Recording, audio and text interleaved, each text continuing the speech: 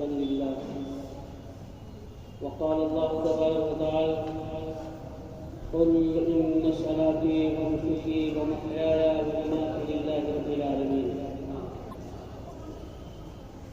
میں چاہتا ہوں کہ آج جو گفتگو ہو انہیں آیتوں کی روشنی میں دیکھیے. یہ جو مہینہ چل رہا ہے ذوالحجہ کا، اس کی آج آخری تاریخ ہے. اگر 29 کا مہینہ ہوتا ہے ٹھیک ہے، اور اگر 30 کا ہوگا تو ایک دن اور باقی ہے. یہ مہینہ بڑا ہی محترم مہینہ ہے، بڑی عظمت والا ہے، اس کو تقدس حاصل ہے. دیکھیے سال میں 4 مہینے محترم حرمت والے جن کا خیال زمانے جاہلیت میں اہل عرب بھی رکھا کرتے تھے. ان 4 مہینوں میں جو ان کی خانگی رانیاں ہوتی تھیں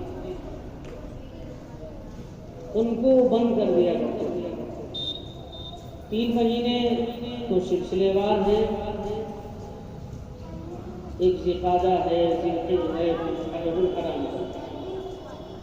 29 کا مہینہ ہوا تو کل سے محرم الحرام کا مہینہ شروع ہوگا،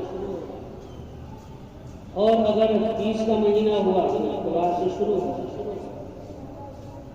اور 1 مہینہ رجب کا. یہ محترم مہینے ہیں. ان مہینوں کو تمام مہینوں میں فضیلت حاصل ہے. یہ جو مہینہ ابھی چل رہا ہے جس میں ہم نے قربانی کی ہے، جانور کو قربان کیا ہے، اپنی محنت کی کمائی کو اللہ کے راستے میں خرچ کیا ہے، اس کی محبت میں خرچ کیا ہے. تو آیت جو میں نے تلاوت کی ہے، ان الذین آمنوا اشد حبا للہ، تو قربانی جنہوں نے کی ہے وہ اہل ایمان کی، ایمان والے ہیں. اور یہ قربانی کرنا اس بات کی علامت ہے کہ ایمان والے اللہ رب العزت سے بے انتہا محبت کرتے ہیں. اتنی محبت کرتے ہیں کہ مال اور جانور کی قربانی کو چھوڑیے، اگر ضرورت پڑ جائے تو اللہ کی محبت کی خاطر اپنی جان بھی قربان کر دیتے ہیں. اور تاریخ ایسے واقعات سے بھری پڑی ہے. بے شمار واقعات، صحابہ اکرام کے واقعات دیکھ لیجیے، تابعین کی تاریخ پڑھ لیجیے، یہی نہیں بلکہ انبیاء علیہ السلام کی تاریخیں پڑھ لیجیے.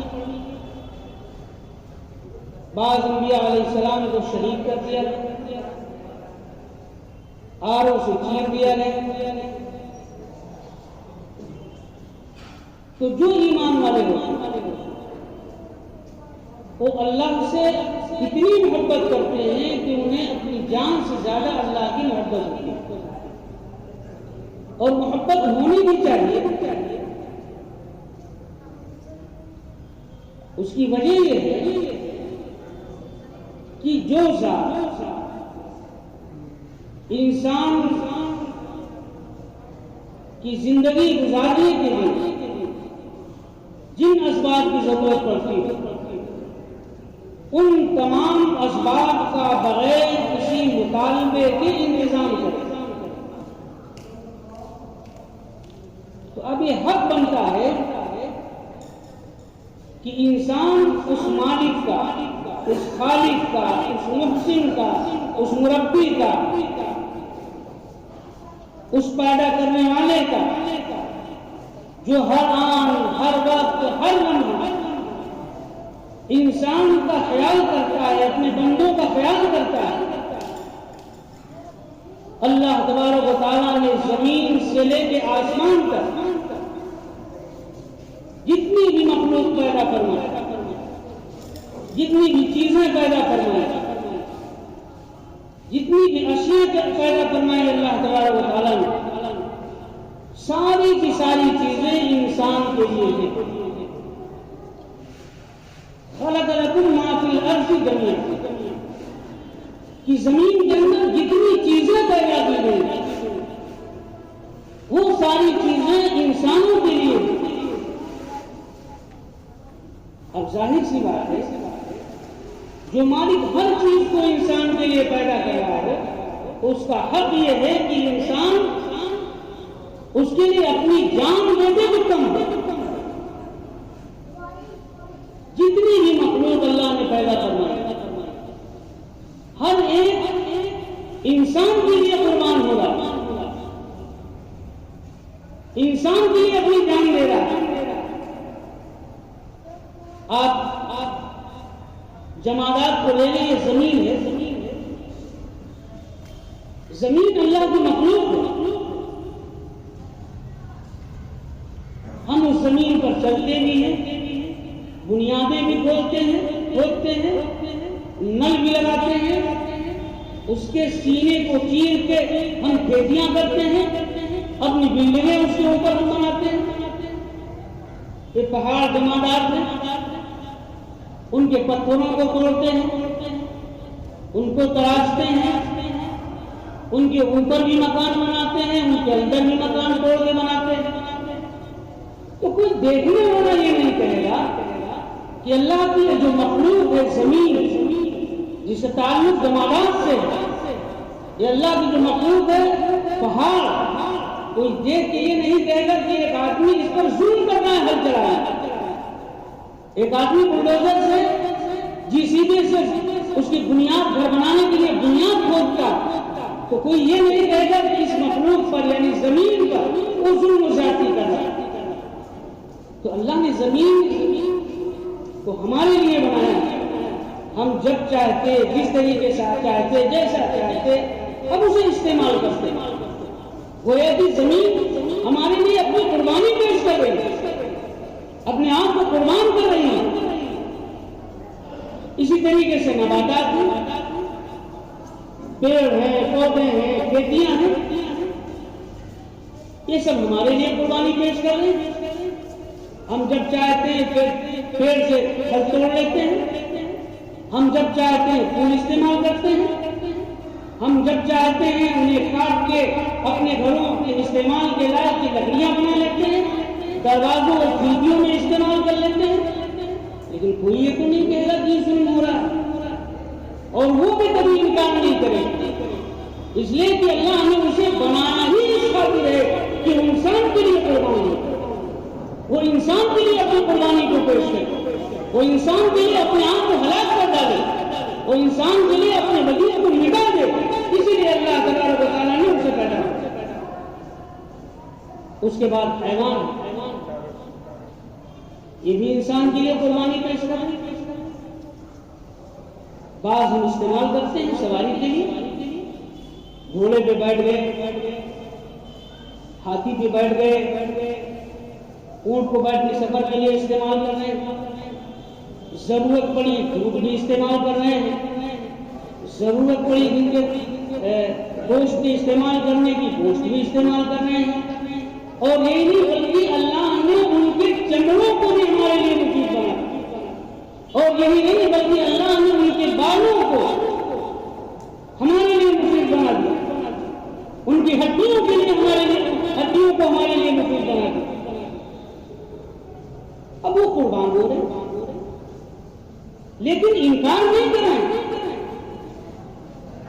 تو اللہ تبارک و تعالیٰ نے جتنی بھی مخلوق پیدا فرمائی وہ سب انسانوں کے لیے پیدا کرے، اور انسانوں کو اللہ تبارک و تعالیٰ نے اس لیے پیدا فرمایا کہ انسان اللہ کی معرفت کو پہچانے۔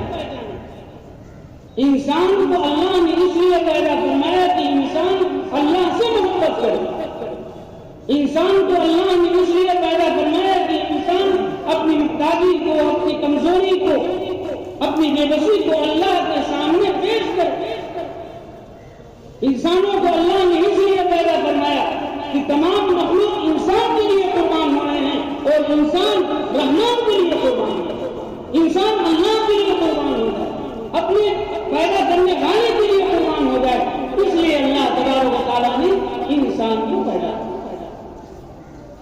قل ان صلاتی ونسکی ومحیایا ومماتی للہ رب العالمین۔ انسان کو اس لیے پیدا فرمایا کہ پوری زندگی کا پورا عمل، زندگی کی پوری حرکت، زندگی کی پوری کوشش تک ہو، ساری چیزیں اللہ کے لیے ہو جائے، یعنی یہ پوری زندگی اللہ کے حکم کے مطابق گزرے۔ اس لیے اللہ تبارک و تعالیٰ نے انسان کو پیدا کیا۔ اللہ تبارک و تعالیٰ نے ہم انسانوں کو بڑی عظیم نعمت عطا فرمایا، ایک دھڑکتا ہوا دل اور ایک دماغ، روشن دماغ اللہ نے عطا فرمایا۔ یہ دو برتن ہیں جو اللہ نے انسانوں کو دیے۔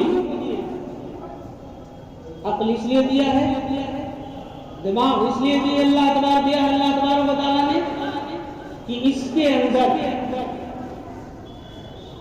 علم نبوی کو بھر، اللہ کے دیے ہوئے علوم سے اس دماغ کو ہم لو، اور دل اس لیے اللہ تبارک و تعالیٰ نے دیا کہ دل کو میری معرفت سے بھرو، میری محبت سے بھرو، میری عشق سے بھرو، اس کے نبوی سے بھرو۔ اللہ تبارک و تعالیٰ نے ہم انسانوں کو بے شمار زندگی گزارنے اور زندگی کے کام آنے والے بے شمار آزاد فرمایا۔ یہ ہاتھ ہے، یہ جسم کا ایک عضو، کان ہے، آنکھ ہے، ناک ہے، پیر ہے، یہ زبان ہے، دانت ہے، اللہ نے دل بھی عطا فرمایا ہے۔ تو اگر ان اعضاء کو دیکھا ہے تو یہ پتہ چلتا ہے کہ اللہ نے آنکھ کی نعمت اس لیے دی ہے کہ انسان اسے دیکھ سکے، کان کی نعمت اس لیے دی ہے تاکہ اس سے سن سکے، یعنی دیکھنے کا کام آنکھ کا ہے، سننے کا کام کان کا ہے، اور سونگنے اور سانس لینے کا کام ناک کا ہے، چلنے کا کام پیروں سے لیا جا رہا ہے، اور پکڑنے کا، چھونے کا، اپنی دفاع کرنے کا، اپنے بچاؤ کرنے کا اللہ نے ہاتھ دیا۔ تو یہ سارے اعضاء تو اس کام کے لیے ہیں، لیکن دل کس کے لیے؟ دل کا کیا کام ہے؟ کوئی دیکھ بھی نہیں سکتا، سن بھی نہیں سکتا، چل بھی نہیں سکتا، بول بھی نہیں سکتا، حرکت بھی نہیں کر سکتا۔ اللہ نے دل کو کس لیے پیدا فرمایا؟ اس سے معلوم ہوتا ہے کہ دل اللہ نے اس لیے بنایا ہے کہ انسان دل کے اندر اللہ کی محبت کو پیدا کرے، دل کو اللہ کی محبت سے منور اور روشن کر لے، اس لیے اللہ تبارک و تعالیٰ نے دل عطا فرمایا۔ اور محبت تو جو دل والا انسان ہے، اس کے اندر دل ہے، وہ بغیر محبت کیے ہوئے دنیا میں رہ ہی نہیں سکتا۔ اگر محبت نہیں کرتا ہے تو سمجھ لیجیے وہ پاگل ہوئے، وہ دیوانہ۔ لیکن اگر دل ہے تو پھر اسے محبت ہوگی، کسی سے بھی محبت ہو سکتی ہے، انسان سے ہو سکتی ہے، کوئی یہ کہہ ہی نہیں سکتا ہم کو کسی سے محبت نہیں ہے، اور نہ محبت کرنے سے روکا گیا ہے، دل کو دیا ہی اسی لیے گیا ہے کہ انسان اس کے ذریعے سے محبت کرے، کسی سے عشق کرے۔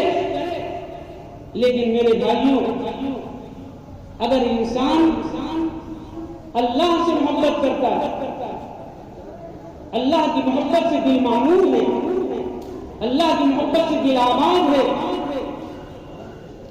تو پھر وہ محبت تمام محبتوں کے سب سے فائق ہے۔ سب سے بڑی ہوئی ہے، اور اس سے یہ بھی کہنا مقصود ہے کہ انسان سے محبت نہ کرے یا کسی اور چیز سے محبت نہ کرے، بلکہ محبت کر سکتا ہے اور کرنا چاہیے، لیکن اللہ کی محبت تمام محبتوں کے غالب ہے، اور وہ محبت کسی انسان سے ہو یا دنیاوی اسباب سے ہو تو وہ محبت اللہ تک پہنچنے کے لیے محبت ہے، وہ محبت اللہ کی محبت کا ذریعہ ہو، الحب فی اللہ، اللہ کے لیے محبت ہو، نفس کے لیے نہ ہو، چاہت کے لیے نہ ہو، وہ محبت اللہ کے لیے ہونی چاہیے۔ جیسے کہ دودھ ہے، بھائی دودھ کا رنگ تو ایک ہی ہوتا ہے، چاہے خنزیر کا ہو، چاہے کتے کا ہو، چاہے شیر کا ہو، چاہے بھیڑیے کا ہو، چاہے بھینس کا ہو، گائے کا ہو، بکری کا ہو، دودھ سفید ہی ہوتا ہے، لیکن بعض جانوروں کا دودھ جائز ہے، حلال ہے، اور بعض کے ناجائز ہوتا ہے، لیکن دودھ تو دونوں۔ اسی طریقے سے محبت کا رنگ ایک ہے، لیکن جو محبت اللہ کے خاطر نہ ہو، اللہ کے لیے نہ ہو، اللہ سے قریب ہونے کے لیے نہ ہو، صرف خواہش نفس کے لیے ہو، چاہت کے لیے ہو، کسی مطلب کے لیے ہو، وہ محبت مبغوض ہے، وہ محبت پسندیدہ نہیں ہے۔ تو اللہ تبارک و تعالیٰ سے محبت کرنے کے لیے یہ دل بنایا گیا، دل کا کام ہے کہ انسان اللہ سے محبت کرے، اور جس چیز سے محبت کرے وہ اللہ کی محبت کو سامنے رکھے۔ تو دل اس لیے بنایا تاکہ انسان اللہ سے محبت کرے۔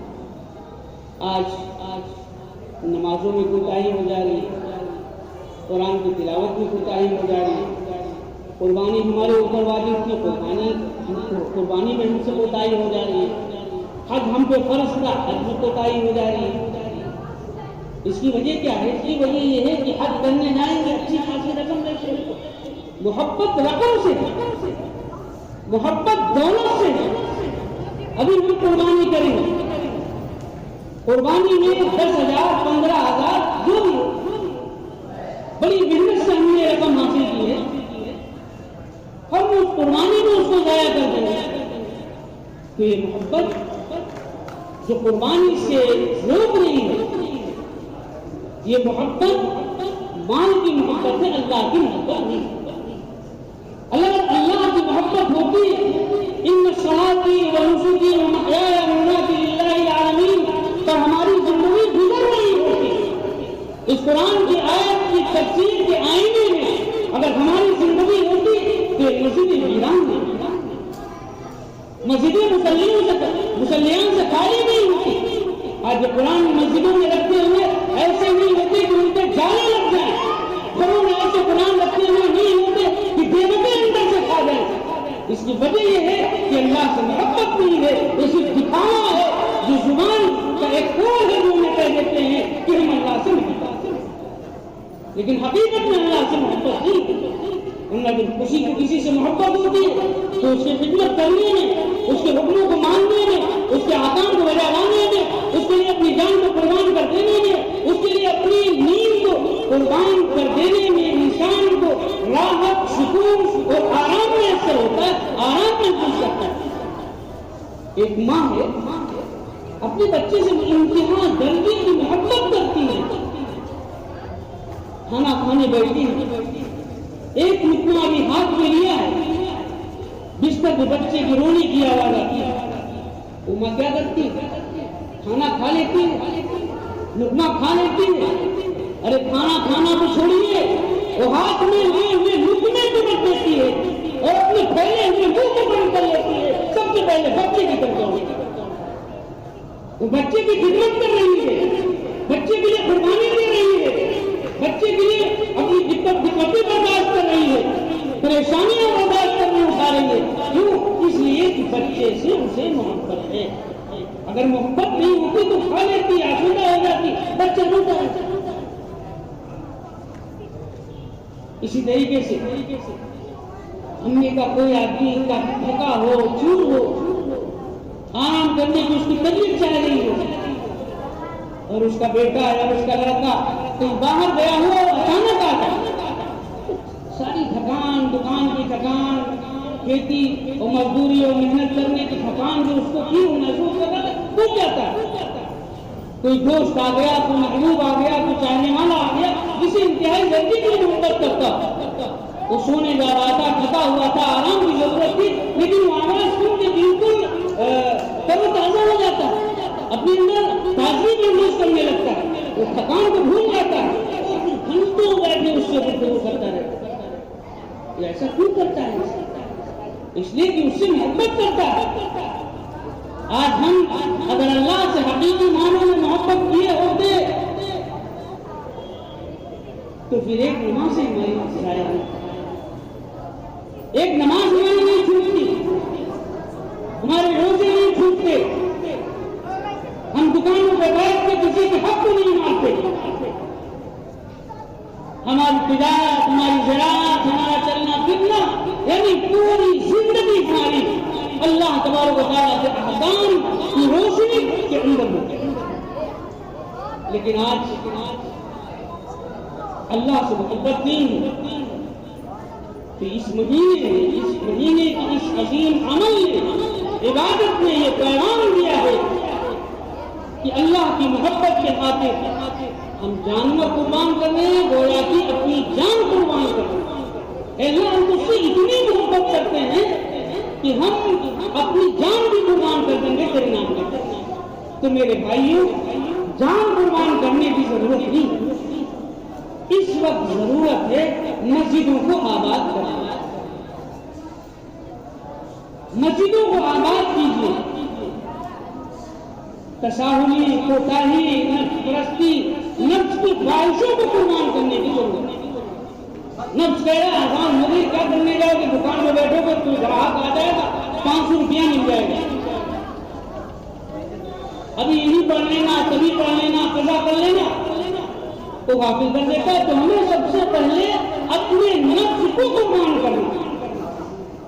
तो इंशाअल्लाह अगर हमने अपने नफ्स को कुर्बान किया तो फिर ये जो आयत है और जो इस महीने का पैगाम है, उस महीने के पैगाम पर कमा हक हो अमल करने वाले हो जाएंगे और अल्लाह हमें तौफीक अता फरमाए।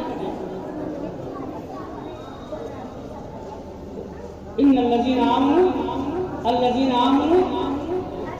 जो लोग ईमान वाले हैं वो अल्लाह से बेइंतहा मोहब्बत करते हैं। इन्नल्लज़ीना आमनू अशद्दु हुब्बन, जो लोग ईमान वाले हैं वो अल्लाह से इंतहा मोहब्बत करते हैं। हमने कुर्बानी की है, हम अपनी कुर्बानी के बाद की जिंदगी को हम देख लें कि हमारी जिंदगी कैसी है, अल्लाह की कितनी मोहब्बत है। अभी हम जुमा पढ़ के जाएंगे, अंदाजा करें कितनी मोहब्बत। अभी हम 2 रकात पढ़ेंगे, 2 रकात पढ़ने के बाद इमाम के दुआ मांगने के बाद मस्जिद से निकलने से पहले हम अंदाजा करिए कि अल्लाह से कितनी मोहब्बत। और अल्लाह की मोहब्बत के लिए शर्त है कि नबी करीम सल्लल्लाहु अलैहि वसल्लम से मोहब्बत की जाए। अगर नबी से मोहब्बत नहीं की गई तो फिर अल्लाह से मोहब्बत नहीं की जा सकती। तो अभी हम देखते हैं कितने हम सुन्नत पढ़ने वाले हैं, कितनी अल्लाह से मोहब्बत करते हैं। हम अल्लाह से दुआ करें कि अल्लाह तबारक व तआला हमें अपनी मोहब्बत अता फरमाए। और जो इस महीने का पैगाम है, जो हजरत इब्राहीम अलैहिस्सलाम की सीरत की एक कड़ी है, अल्लाह तबारक व तआला हजरत इब्राहीम अलैहिस्सलाम की उस सीरत पर हकीकी मानों में अमल करने वाला बना दे, उनकी सुन्नत को जिंदा करने वाला बना दे। और अल्लाह तबारक व तआला अपने हबीब की और अपनी मोहब्बत हमारे दिल में इस तरीके से पैदा करवा दे कि हम अल्लाह और अल्लाह के रसूल सल्लल्लाहु अलैहि वसल्लम के हुक्मों को तोड़ने वाले न हों। अल्लाह हमारी शैतान से हिफाजत फरमाए। वो